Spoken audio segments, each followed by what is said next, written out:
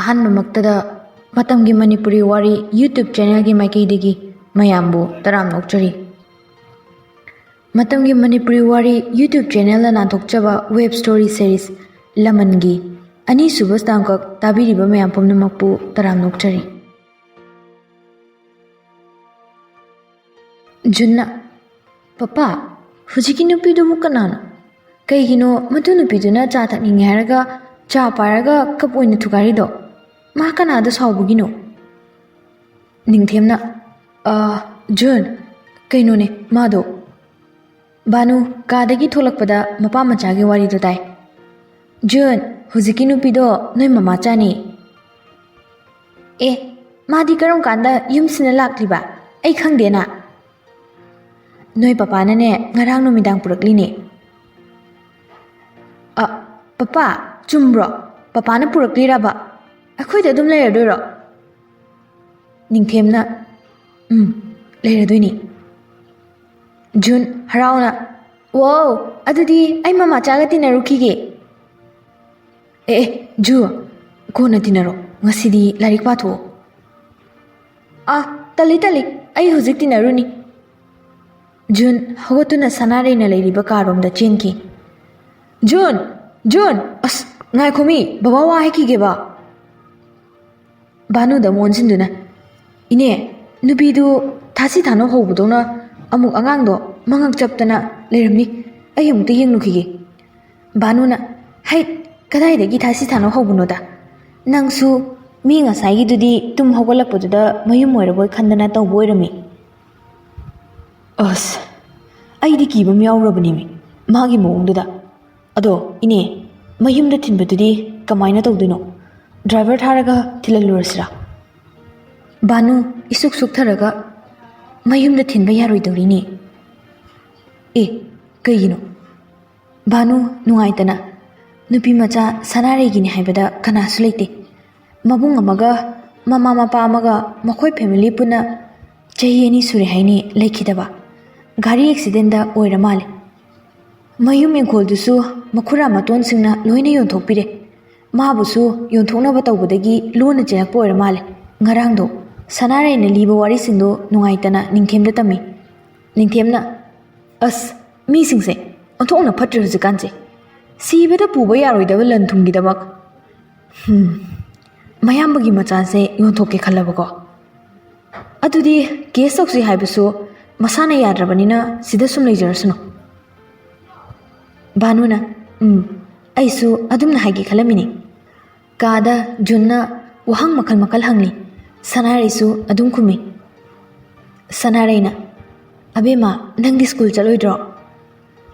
"ꯃꯃꯥꯆꯥ, ꯅꯪ ꯈꯪꯗ꯭ꯔꯣ? ꯉꯁꯤ ꯁꯨꯇꯤꯅꯤ, ꯃꯦ ꯗꯦꯒꯤ." "ꯑꯣ, ꯑꯩꯗꯤ ꯀꯥꯎꯔꯨꯔꯦꯗꯅ."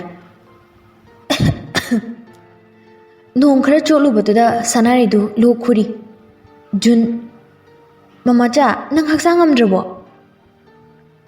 "ꯀꯩꯁꯨ ꯇꯧꯗꯤꯌꯦ." ꯖꯨꯟ ꯃꯈꯨꯠ ꯃꯆꯥꯗꯨꯅ ꯁꯅꯥꯔꯩꯒꯤ ꯂꯥꯏꯕꯛꯇ ꯄꯥꯏꯗꯨꯅ ꯌꯦꯡꯉꯤ꯫ "ꯑꯁ ꯃꯃꯥꯆꯥ, ꯅꯪ ꯑꯩꯑꯣꯟꯅꯔꯦ, ꯑꯩ ꯄꯄꯥ ꯀꯧꯔꯨꯈꯤꯒꯦ." ꯖꯨꯟꯒꯤ ꯃꯇꯧꯗꯨꯗ ꯁꯅꯥꯔꯩ ꯃꯃꯤꯠꯇꯒꯤ ꯃꯄꯤ ꯆꯤꯟꯊꯔꯛꯏ꯫ "ꯑꯕꯦꯝꯃ, ꯀꯧꯔꯅꯨ ꯌꯥꯅꯤꯗ. ꯃꯃꯥꯆꯥ ꯀꯩꯁꯨꯝ ꯇꯧꯗꯦꯃꯤ." "ꯀꯩꯁꯨ ꯇꯧꯗ꯭ꯔꯒ ꯀꯞꯁꯨ ꯀꯞꯄꯤ, ꯂꯣꯛꯁꯨ ꯈꯨꯏꯗꯨꯅ ꯀꯩꯒꯤ? ꯑꯗꯣ ꯑꯩꯈꯣꯏ ꯄꯄꯥꯗꯤ ꯑꯅꯥꯕ ꯐꯍꯟꯕꯁꯨ ꯌꯥꯝ ꯍꯩꯕꯅꯤ." ꯅꯤꯡꯊꯦꯝ ꯈꯕꯔ ꯄꯥꯗꯨꯅ ꯂꯩ꯫ ꯕꯥꯅꯨ ꯀꯤꯆꯟꯗꯅ ꯆꯥꯛ ꯊꯣꯡꯉꯤ꯫ ꯄꯄꯥ, ꯃꯃꯥꯆꯥꯗꯣ ꯑꯩꯑꯣꯟꯅ ꯍꯧꯔꯦ." ꯅꯤꯡꯊꯦꯝꯅ "ꯀꯔꯤ ꯑꯣꯏꯅ ꯑꯩꯑꯣꯟꯅꯔꯤꯅꯣ?" ꯄꯄꯥ ꯂꯥꯛꯑꯣ, ꯌꯦꯡꯕꯤꯔꯨ ꯂꯥꯛꯑꯣ." ꯖꯨꯟꯅ ꯃꯄꯥꯒꯤ ꯃꯍꯨꯠ ꯄꯥꯏꯗꯨꯅ ꯆꯤꯡꯈꯠꯂꯤ꯫ ꯅꯤꯡꯊꯦꯝ ꯆꯪꯂꯛꯄꯗ ꯁꯅꯥꯔꯩꯅ ꯂꯣꯛ ꯈꯨꯕꯒꯤ ꯃꯈꯣꯜ ꯇꯥꯏ꯫ ꯅꯤꯡꯊꯦꯝꯁꯨ ꯐꯃꯨꯡ ꯃꯌꯥꯗ ꯇꯨꯃꯤꯟꯅ ꯂꯦꯞꯄꯒ ꯂꯩ꯫ ꯁꯅꯥꯔꯩꯁꯨ ꯑꯗꯨꯝ ꯇꯨꯃꯤꯟꯅ ꯅꯣꯟꯊꯔꯒ ꯂꯩꯔꯝꯃꯤ꯫ "ꯄꯄꯥ, ꯌꯦꯡꯉꯣꯕ ꯇꯨ." ꯃꯄꯥꯒꯤ ꯃꯈꯨꯠꯇꯣ ꯄꯥꯏꯔꯒ ꯁꯅꯥꯔꯩꯒꯤ ꯂꯥꯏꯕꯛꯇ ꯊꯝꯃꯤ꯫ ꯁꯅꯥꯔꯩ ꯈꯤꯇꯪ ꯏꯀꯥꯏꯅ ꯍꯟꯗꯣꯛꯏ꯫ "ꯀꯩꯅꯣꯅꯦ, ꯑꯩꯈꯣꯏ ꯖꯨꯟꯅ ꯃꯃꯥꯆꯥ ꯃꯁꯥ ꯉꯝꯗ꯭ꯔꯦ ꯍꯥꯏꯕ. ꯑꯗꯣ ꯀꯌꯥꯝ ꯀꯟꯅ ꯉꯝꯗꯕꯅꯣ? ꯗꯣꯛꯇꯔ ꯆꯠꯁꯤꯔꯣ?" ꯁꯅꯥꯔꯩꯅ ꯈꯨꯝꯃꯛꯏ꯫ "ꯌꯥꯅꯤꯗ. ꯉꯔꯥꯡ ꯅꯣꯡ ꯆꯣꯠꯂꯨꯕꯗꯅ ꯁꯣꯏꯗꯅ ꯑꯣꯏꯔꯝꯒꯅꯤ. ꯑꯩꯒꯤ ꯒꯨꯂꯤ ꯂꯩꯈꯤꯕꯅꯤ, ꯂꯣꯛ ꯊꯨꯡꯕꯒꯤ. ꯑꯃ ꯆꯥꯁꯤꯜꯂꯣ, ꯑꯩ ꯄꯨꯔꯛꯀꯦ." "ꯖꯨꯟ, ꯂꯥꯛꯑꯣ, ꯄꯄꯥꯒꯤ ꯀꯥꯗꯒꯤ ꯒꯨꯂꯤ ꯂꯧꯔꯨ ꯂꯥꯛꯑꯣ." ꯅꯤꯡꯊꯦꯝ ꯊꯣꯛꯈꯤꯕꯗꯣ ꯁꯅꯥꯔꯩ ꯃꯤꯠ ꯀꯨꯞꯇꯅ ꯌꯦꯡꯍꯧꯏ꯫ Thongzildagi mamai sat onsilakpaga Sanaraiga michaini. Ningthem ikaiduna onthokpada thongzinda yengsali. Ayo as makokta nalaga thoki. Sanaraisu thik thik noglui. Thangnaba mikupta noklamba maithongdo asawbagi sakpam oire. Somda mapada sipoisingdo wari sanari. Ngarangi nupidubu makrajalo tholakpu udida. Huine tum horakpada swai mangki boiramaswe. Sarsu walking chatpagi tholakte. Jun phau tholakte. As but ka oiramdanene imungi mi loinamak hatoklamlaga chatkrajalo. Manggoldagi ningthemna Jed ngasi ay unaba lakpa misingdo amta changalakano. Office su khara tengna chatkani ngasisi. Jitna hais sir sibu ngarang shooting kana chathaikiba sala masa se ichok tokharisina office tengna chatni hairisibo. Khomdolna kaino nupidubu aisu masakni ningkhera noigi warisidade. Jitna mo masakto yenglunu amu ngok chatnani. Khomdolna is henman rodude aibu yam chopadawna. Hen banatini watlibani ne. Banuna Bema Sanare chak charaslao mayam loina nangbu ngai horabani. Sanare na ine hoi chathopiriro aidi chaningdreda. Jun kitchen tagi chenthoroktuna Sanare gi mukhut paidun chingle. Mamacha lao ai chak lameba. Sanare kitchen da laktuna dining chair amada phamthai. Banuna insang sisu hawai oina thongzilabani. Bazar thoklubasu pharak tadana. Bubo aigi room tawbiu ai hawai chaningdeba. Banuna ihe yerum su loi thokhrene tawrise. Sanare wakhalamada ningsinglai. Ai hawai thongba chaningde charoi aigi charoiba. Rosia papa na horen yerum leiraptuni hujikidi chasilose school thenglaliba. Tali hujiki room chani ai school chalo edi. As marumdagi ondri nangna kaigino dukningai tawrisibo chinhaw su tiri chak to chadradine aina hujik phujara ani yam thuna chasilo chak to papa phurage makuto thangalei ningthem pakhana Sanaragi makuto phai angang oidena tawjari neba. Jun peri mina hawai chaningde haraga si haraga hagolaga thoki. Sanare gyan khangda tare makuto fat khanthok angang do tanaki. Abema mama cha soikriba wakhalama de chalubagini. Banuna nupi macha se mayumgi wakhal athum kawba ngamdabra kainomdi tawi. Ningthemna adu ine na khara senabiyo. Aidi junbu phugadra pakhatlure. Ningthemna ado ine khara senabiyo. Aidi junbu phugadrana pakhatlure. Somkadana abema mama cha sorry tu nakong paireba lao chak chathorase. Junna mama cha nang aibu hana phuroina promise to dudi. Promise akoy mebada phusu phuroi cheisi sero nangi apambada tawdoini. Adudi pambiyo chaksu inbidabuko. Sanare ngang do pamduna purai chaksu muk inbi. Junsu nok duna hawai thongbani kawa makai chari. Sanare su lakna duna chakto machinda mukui. Ningthem banu su anindugi matawduda mapilangi. Pamhaiba gyantana phajana leiro. Ai call toina tawrakloi nangsu tawrakano. Isagi duty masakhangna siko. Julina ado akoy begi paisa wara palerisu nang adum thabi ko. Angang do phajana yengsinbiyo hayuko. Mangda toina ui. Pau su phaunare kamdawar jano. Pamhaibana abega nuini gidamakne aina honariba pumbase. Yam harauna phajana lei hai hena khanjangano. Ai thamage. Victor da pot khara thilunaba sinakibane. Pauloge mukta. Take care be. Pamhaiba Victor da call tawe. Pau kumdawre. Boss, success oidre. Pamaiba sauna. Why? DSP ningthemgi teamna aigi plan pumnamak fail ohele. Pamaibana. Oh shit. Phone do sauna langki. Ningthem. Ningthem, nang na aigi plan pumnamak thugairaba. Aina nangi nathakta karamna laman khumbagedo namit thina yenguko. Nangi su matam loidorabani. Aina su nangi plan pumnamak imung manung pumnamak su thukaigani. Aduga nang na aigi ikhungda tugadaba. Mangakkanba DSP ningthem. Nang pamaiba kanano khangdri. Pamaibana ningkiba pamkiba amata thungdana tokhidri. Masi nangi na koktunadi khangloi. Numit nini humni di sanarai kadagi hendokte. Tumin wakal lamada ungduna lay. Masamana hatkani khangde. Jundi adum wari sajili namang hangduna. Banu hoi ningthem hoi nasu karimta hairudre. Magi apambada yete. Banuna ningthem nupi macha sibu doctor da mutang puduni yengthohan siro. Kana khangni wakal sum nungaitabadigi nakoi hojikangi wakal leina haibra ama leibado adu oikradi pakhatline. Waso kaya ngangde madi. Akoi jungadi wari khara sane. Ningthemna hoine aisu khalamline.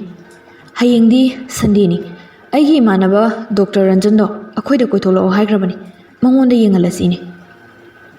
Huzikpu mabu tum khrazala. Aidi nahandi inena mangkrena phone toropatuda office ta leifam khangde kyam pakhatle. Banuna aisu tapong khangludrabani. Security singnasu gelomdadi tholakte em hai. Thiba yaba thire do. Phangmandrabaduda nangonda hairakpani. Aduga madi ahing nongaidida madi teresa tumina kaplaga leramline. Huzikpudi tumhore nangsu potharo chocho. Mathangi ayukto ningthem phanangali ngantana walking chatke tholakpada kanano sinamo sanaraina hangamapa su tawduna mawono bigum dukkalambaduda mamit anido lakthokduna yengduna laikre. Machinda soli thabalai sanare su duk khoiramba loiraga onthorakpada ningthemna yengduna leirambatuda ikabagum hainadabagum nonthaduna tumina changki. Thongjil mayadagi sir cha puthora ora. Ningthemna ha kainoni ai walking puthoro thakladuni. Sanare de dum kitchen da jangkre. Ningthem matonda mangolgi sofa da phamdaraga walking chatkani kaukre. Huzikidubu aigi thabale. Nate madubu sanare sunudro. Manida machuri adum sanara machuri. Banu su hobe chalonge changlakpada sanare lerembaduda ibima nangna chalo labro dupsu katlamena nangde. Au ine jun hawat hawrabo hawat hawdri ine hawdok pirurage. Somda ningthem kanna wakal tawringaida sir cha sir. Ningthemna ha kadai sanare cha piramlaga changki. Ningthemdi adum yengduna lehowi. Jun mangol da tholaga papa kana yenglino cha thao aduga kenum yengondoini.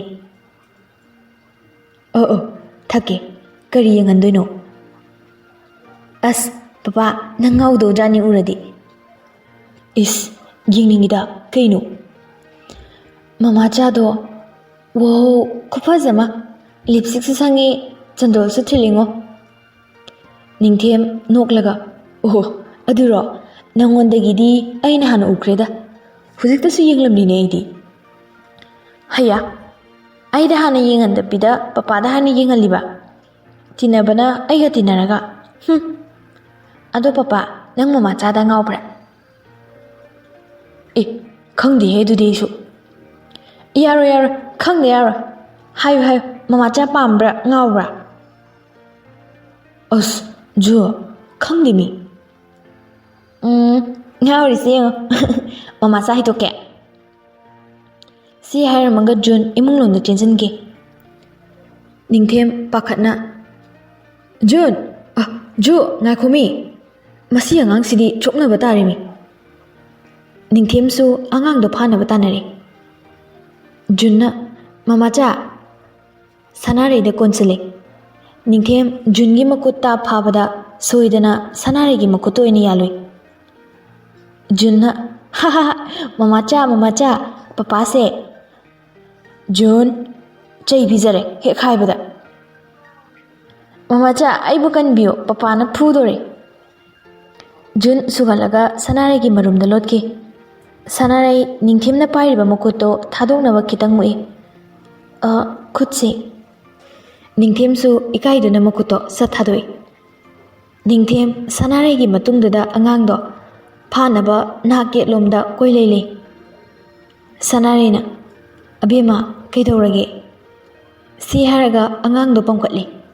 Se mama chada hayo. Junna aduburo mapada kini Ningthem su phuni haibagi ngitawe. Sanare Ningthem da mu Junna mu gingi. Sir kari wano ai taba yadaba waro. Ningthem na ha kainuni nate sum chamna mogi pizol setpado pakchai haibani. Ningthem di ikaiduna pabab karum da changki. Sanare ga Junga nok tuna lehawi. Ningthem ka da phamlaga momonoi. Aina kaisung ngawjadaba sida moi mayamna namdana ibu ngahondawri. Amuk hogotuna kitchen lomda lai thungjil marumdagi tumini yengi.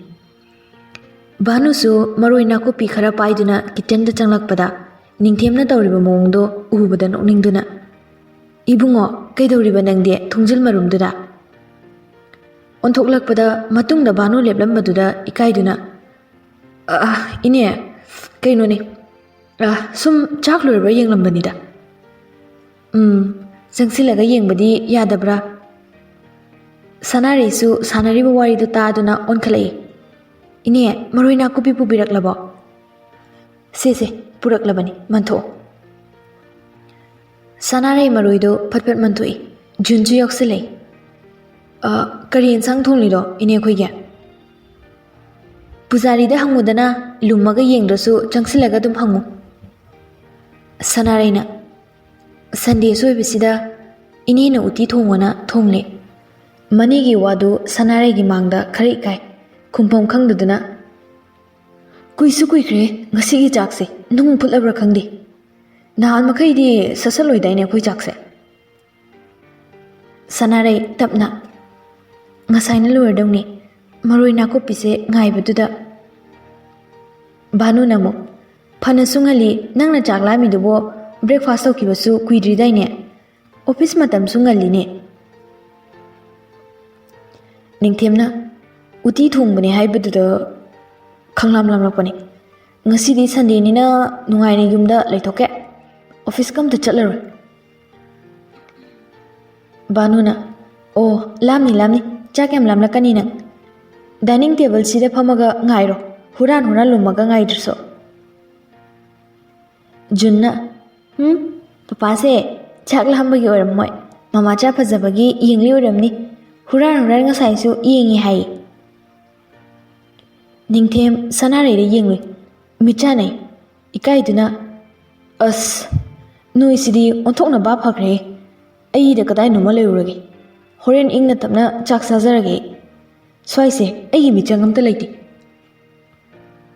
kaya danu yenguni masibu handak nongni ni se kainomi tawi wangang bakasina marai se tata tawradana laitin ga ungnar zaro asumna mayam chak chanare. Ningthem na hore ngasigi hinjang khwau se imana pukpodagi charaktri. Junna papa aisa hawe Bubo, akoy mamacha se yam hay ko. Hay, masak su phajai, chak thongbu su hay. Ningthem su masak phajai haibaduda khanging yengninglaktu na yengli. Sanarei su ikaiduna non thaki. Bubo, masam su sangni ko mamacha se. Aishu chauraka mamacha jauna sangni ko. Isu su sangni. Sanarei na mukhumlei. Ine, cha khara hapjara khora. Ningthem na ai uti thongbudo khara hapamo. Chakti yarni. Banu na, ai hidi yare. Nang su charo ne mayam chari ngai sida. Ningthem nang amuk chingkhanani ko. Junna, mamacha, hayengdagi adum mamacha na chak thongbiu ko. Sanarei Ningthem da uti thongbud hapi. Thongladoini. Ningthem su nokfe tawi. Chak chaba loibaga Sanarei thabak singdo banu yahonde. Sat mathantana loisili. Ningthem di thabak chattabaduda ihai hainade. Nomata yumda inthi nungaina leraktabanina wari sagadaba misu amata leite. Banu su mari mata amagi anaba yawi haiduna hangba chatki. Jun su Sanarei gi kada pulap leki. TV thaduni yengi channel ama muksin tafum khangde. Amuk hogotuna Sanarei gi karomda makongdo tamna thangjinkibana thongjin yokhiba khanghodre. Junna ram saptuna makut masa hai. Sanarei na khubakhui. Ningthem di maya umsingani haiba kawi. Ani dugi kumai du yengbada. Siori ko mina hainaba ichagi kumai haibada. Sanarei na ontoklakpada Ningthem yenglaga lerambaduna ikaiduna tumina nonthagi. Junna, mamacha, ai miss saraga nang rhymes takpige. Sanarei na, Jun kona tawraseba. Yade, huji takpidoini. Jun su mapa lebedu ubududa. Papa, nang su tambige lao. Noi police di kaisu rhymes haijaram loi. Mapa gi makutto paiduna chingsili. Ningthem su changsilaktuna Sanarei gi manakta lepi. Papa, nang su mamacha su aina haiba ingadaba. Ai miss oirabani ko. Anidu amana amada yengni. Pakum di pinade. Jun peri. Noini nungside. Aina miss oige yade. Jundi si haram laga paithok laga saudana leki. Sanarei na, abema se miss oiroba. Ready tawrasi ko. Ai haitre takpiyo miss. Jun harauna mung makhwang metuna takli. Papa, nang haite he. Mama chana mayam heli. Stick chocolate pizarani ko miss na. Ningthem na, haitre da macha. Jun makut macha duna thek tuna takli. Ningthem su Sanarei su ngahakti sangsargi awaba pumba kaukhi. Pikliba angangdugi matautuda Jun su mana haijaraba rhyme singdo sei. Ani du su magi matau tamdabaga hekta sawi. Miss tumningleda hayeng amuk taklage. Mamacha pobiyu. Ningthem na, baba pobige lao. Tali mamacha puhanni. Me Remi hoigi su mamana poe. Sanarei angang do pokali. Ningthem di adum yengduna le. Angang du su pobaga tum thagre. Ningthem nang haire. Sanarei ai mu pobirage nang warani. Angang do chawani na. Sanarei na mukhumle. Yani da sumladoini. Ai kesu wadi. Ningthem wakal da khali. Ichase kaya da harau jariba mama chaga lejabasida. Asumna dum nang nei jase senabiradi nungaini ko. Nungthilgi matamni security singna gate hangdoi gari do sumang da khamlaga. DSP sahib lay bro. Layi changbiro. Kakhal ogi doroge nang lakko ngai badai sidore. Gari makol tabaduda chenthораклини. Is karigi case lere. Aibu adu khorang na ngari duna. Ningthem na ꯑꯔꯨꯕ ꯀꯦꯁꯅꯤ ꯑꯅꯥꯕꯒꯤ ꯔꯟꯖꯟꯅ ꯀꯅꯥ ꯉꯝꯗ꯭ꯔꯒꯦꯅꯦ ꯏꯅꯦꯔꯣ ꯖꯨꯟꯂꯣ ꯃꯣꯏ ꯁꯣꯝꯗ ꯎꯗꯦ ꯀꯗꯥꯏ ꯆꯠꯈ꯭ꯔꯒꯦ ꯁꯦ ꯖꯨꯟꯒꯤ ꯑꯆꯥꯄꯣꯠ ꯂꯩꯔꯛꯄꯅꯦ ꯀꯗꯥꯏꯅꯣ ꯖꯨꯟꯕꯣ ꯅꯨꯡꯇꯤꯒꯤꯗꯤ ꯑꯩ ꯂꯥꯛꯄꯗ ꯆꯦꯟꯊꯣꯔꯛꯄꯅꯤꯅꯦ ꯉꯁꯤꯗꯤ ꯆꯦꯟꯊꯣꯛꯂꯛꯇꯦ ꯀꯌꯥꯝ ꯀꯟꯅ ꯉꯝꯗꯕꯅꯣ ꯖꯨꯟꯗꯤ ꯇꯨꯝꯈ꯭ꯔꯦ ꯏꯅꯦꯗꯤ ꯑꯅꯥꯕ ꯍꯪꯕ ꯆꯠꯈꯤ ꯀꯥꯔꯣꯝꯗ ꯑꯣꯟꯁꯤꯜꯂꯒ ꯁꯅꯥꯔꯩ ꯆꯥ ꯒ꯭ꯂꯥꯁ 2ꯗ ꯁꯦꯝꯂꯣ ꯏꯃꯥꯟꯅꯕ ꯂꯥꯛꯑꯦ ꯁꯅꯥꯔꯩ ꯍꯩ ꯃꯍꯤ ꯒ꯭ꯂꯥꯁ 2 ꯄꯨꯊꯣꯛꯇꯨꯅ ꯊꯣꯛꯂꯛꯑꯦ ꯔꯟꯖꯟꯅ ꯀꯅꯥ ꯁꯅꯥꯔꯩꯅꯣ ꯅꯍꯥꯟ ꯑꯩꯅ ꯂꯥꯛꯄꯗ ꯁꯥꯠꯍꯧꯗꯦꯅꯦ ꯉꯁꯤ ꯈꯪꯆꯥ ꯁꯥꯠꯂꯝꯃꯤꯁꯤꯅ ꯐꯖꯩꯍꯦ ꯁꯅꯥꯔꯩ ꯑꯊꯣꯟꯕꯅꯤꯅꯦ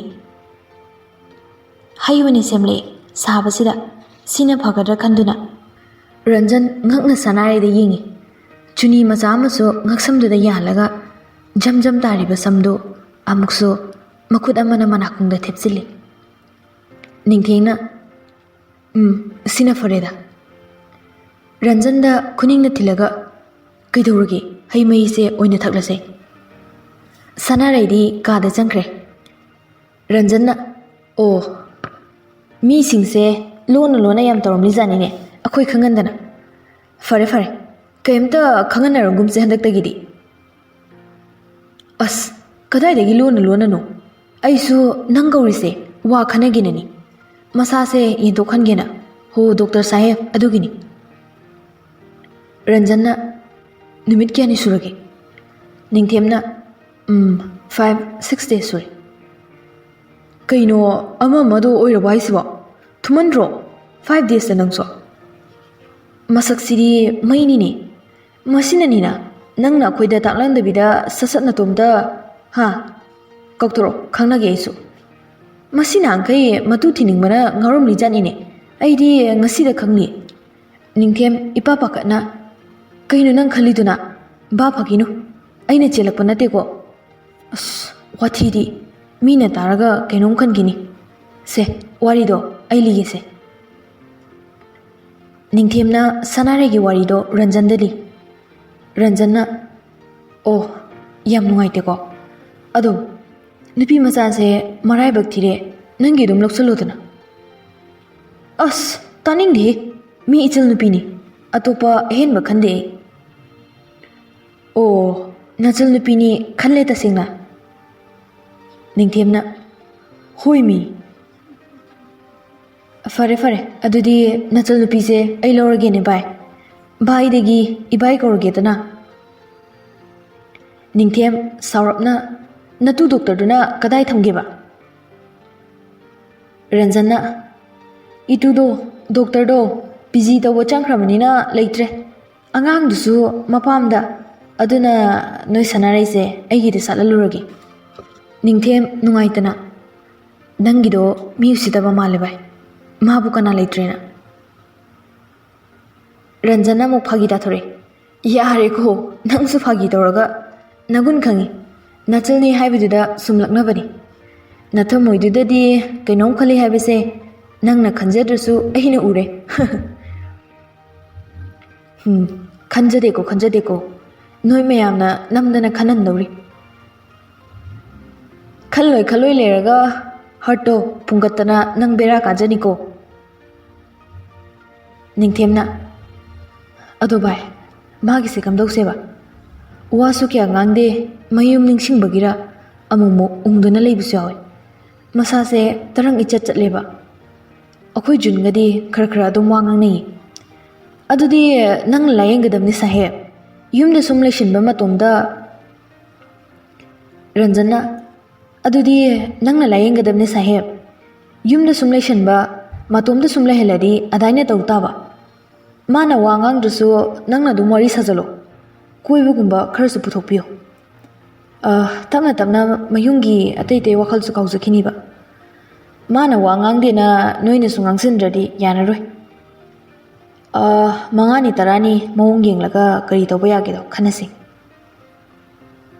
ꯅꯤꯡꯊꯦꯝꯅ ꯍꯣꯏ 5-10ꯁꯦ ꯌꯦꯡꯂꯒꯦ ꯉꯁꯤꯗꯒꯤꯗꯤ ꯈꯔ ꯐꯕꯒꯨꯝ ꯇꯧꯏ ꯑꯩꯁꯨ ꯄꯣꯁꯇꯤꯡꯁꯦ ꯏꯁꯇ ꯂꯥꯛꯂꯅꯤ ꯈꯔꯗꯤ ꯀꯣꯝꯂꯅꯤ ꯌꯨꯝꯗꯁꯨ ꯇꯣꯏꯅ ꯂꯩꯕ ꯌꯥꯔꯅꯤ ꯔꯟꯖꯟꯅ ꯄꯣꯁꯇꯤꯡ ꯂꯥꯏꯔꯤꯅꯦ ꯌꯨꯝꯒꯤ ꯑꯋꯥꯠꯄ ꯄꯣꯠꯁꯦ ꯁꯤ ꯍꯥꯟꯅ ꯃꯦꯟꯁꯤꯟꯅꯕ ꯇꯧꯁꯦ ꯊꯥꯕꯜꯂꯩꯒꯤ ꯃꯍꯨꯠ ꯁꯅꯥꯔꯩ ꯑꯣꯏꯅ ꯊꯥꯖꯤꯜꯂꯁꯤ ꯅꯣꯏ ꯃꯌꯥꯝꯅ ꯍꯥꯏꯔꯤꯁꯦ ꯅꯨꯄꯤ ꯊꯤꯕꯒꯤ ꯋꯥ ꯅꯠꯇ꯭ꯔꯣ ꯚꯥꯏ ꯑꯩ ꯃꯗꯨꯒꯤ ꯃꯇꯥꯡꯗꯨꯃꯗꯤ ꯑꯩꯒꯤ ꯐꯤꯔꯦꯞꯁꯦ ꯍꯣꯡꯅꯔꯣꯏ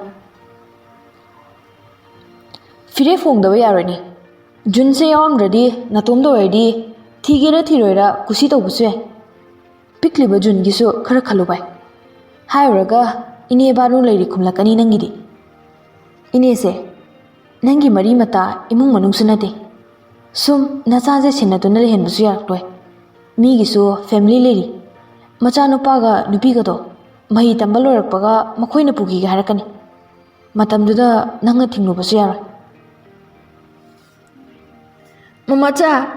ꯃꯃꯥꯆꯥ ꯂꯩꯔꯝꯗ꯭ꯔꯦ ꯃꯃꯥꯆꯥꯗꯤ ꯖꯨꯟ ꯀꯞꯇꯨꯅ ꯊꯣꯛꯂꯛꯏ ꯅꯤꯡꯊꯦꯝꯅ ꯕꯕꯥ ꯂꯩꯔꯤꯁꯤꯗꯤ ꯂꯥꯛꯑꯣ ꯑꯪꯀꯜꯁꯨ ꯂꯩ ꯀꯞꯀꯅꯨꯁꯦ ꯑꯪꯀꯜꯅ ꯑꯆꯥꯄꯣꯠ ꯄꯨꯕꯤꯔꯛꯄꯅꯤ ꯅꯪꯒꯤ ꯑꯉꯥꯡꯗꯨꯗ ꯅꯤꯡꯊꯦꯝꯅ ꯑꯆꯥꯄꯣꯠ ꯄꯤꯗꯨꯅ ꯊꯦꯝꯃꯤ ꯑꯩ ꯃꯃꯥꯆꯥꯒ ꯆꯥꯃꯤꯟꯅꯒꯦ ꯃꯃꯥꯆꯥꯗꯤ ꯀꯗꯥꯏ ꯁꯅꯥꯔꯩꯁꯨ ꯑꯉꯥꯡ ꯀꯞꯄ ꯇꯥꯈꯤꯕꯗꯨꯗ ꯊꯣꯛꯂꯛꯏ ꯃꯃꯥꯆꯥ ꯂꯩꯌꯦ ꯑꯕꯦꯝꯃꯒꯤ ꯐꯤ ꯁꯨꯔꯝꯕꯅꯦ ꯁꯤ ꯍꯥꯏꯔꯝꯃꯒ ꯖꯨꯟꯗꯣ ꯄꯥꯡꯈꯠꯂꯤ ꯖꯨꯟ ꯍꯔꯥꯎꯅ ꯑꯪꯀꯜ ꯑꯩꯈꯣꯏꯁꯨ ꯃꯃꯥꯆꯥ ꯂꯩꯔꯦ ꯃꯁꯛꯀ ꯐꯖꯗ꯭ꯔꯥ ꯑꯟꯇꯤꯗꯒꯤ ꯍꯦꯟꯕꯅꯤ ꯔꯟꯖꯟꯅ ꯐꯖꯩ ꯍꯦꯜꯂꯤ ꯁꯅꯥꯔꯩ ꯏꯀꯥꯏꯗꯨꯅ ꯆꯠꯈꯤꯒꯦ ꯇꯧꯏ ꯅꯤꯡꯊꯦꯝꯅ ꯈꯥꯝꯃꯤ ꯁꯅꯥꯔꯩ ꯐꯝꯈꯣ ꯃꯥꯁꯦ ꯑꯩꯒꯤ ꯏꯃꯥꯟꯅꯕ ꯗꯣꯛꯇꯔ ꯔꯟꯖꯟ ꯅꯪ ꯅꯁꯥ ꯅꯨꯡꯉꯥꯏꯇꯕꯗꯣ ꯍꯥꯏꯌꯣ ꯗꯣꯛꯇꯔꯗ ꯁꯅꯥꯔꯩ ꯏꯉꯛꯉꯛꯅ ꯁꯥꯔ ꯑꯩꯗꯤ ꯀꯩꯁꯨꯝ ꯇꯧꯗꯤꯌꯦ ꯁꯣꯐꯥꯗꯨꯗ ꯐꯝꯊꯔꯛꯏ ꯔꯟꯖꯟ ꯑꯃꯨꯛ ꯈꯨꯝꯃꯛꯏ ꯑꯩꯈꯣꯏ ꯅꯤꯡꯊꯦꯝꯅꯗꯤ ꯇꯨꯃꯤꯟ ꯂꯩ ꯋꯥ ꯀꯌꯥꯁꯨ ꯉꯥꯡꯗꯦ ꯍꯥꯏ ꯁꯅꯥꯔꯩ ꯅꯣꯛꯐꯦꯠ ꯇꯧꯔꯒ ꯗꯣꯛꯇꯔ ꯑꯩ ꯃꯁꯥꯒꯤ ꯋꯥ ꯀꯌꯥ ꯉꯥꯡꯒꯟꯗꯕꯒꯤꯅꯦ ꯉꯥꯡꯕꯁꯨ ꯀꯌꯥ ꯍꯩꯇꯦꯗ ꯖꯨꯟꯅ ꯑꯪꯀꯜ ꯃꯃꯥꯆꯥꯗꯤ ꯔꯥꯏꯝꯁ ꯍꯩꯔꯦ ꯑꯩꯅ ꯃꯤꯁ ꯑꯣꯏꯔꯒ ꯇꯥꯛꯄꯤꯕꯒꯤ ꯑꯩꯈꯣꯏ ꯄꯄꯥꯗꯤ ꯍꯩꯇꯦ ꯑꯣ ꯑꯗꯣ ꯖꯨꯟ ꯅꯣꯏ ꯃꯃꯥꯆꯥꯒ ꯄꯄꯥꯒ ꯅꯪꯒ ꯍꯌꯦꯡ ꯑꯩꯈꯣꯏꯗ ꯀꯣꯏꯔꯛꯑꯣ ꯖꯨꯟꯅ ꯃꯃꯥꯆꯥ ꯆꯠꯁꯤꯀꯣ ꯄꯄꯥ ꯆꯠꯁꯤꯀꯣ ꯅꯤꯡꯊꯦꯝꯅ ꯍꯣꯏ ꯆꯠꯁꯤ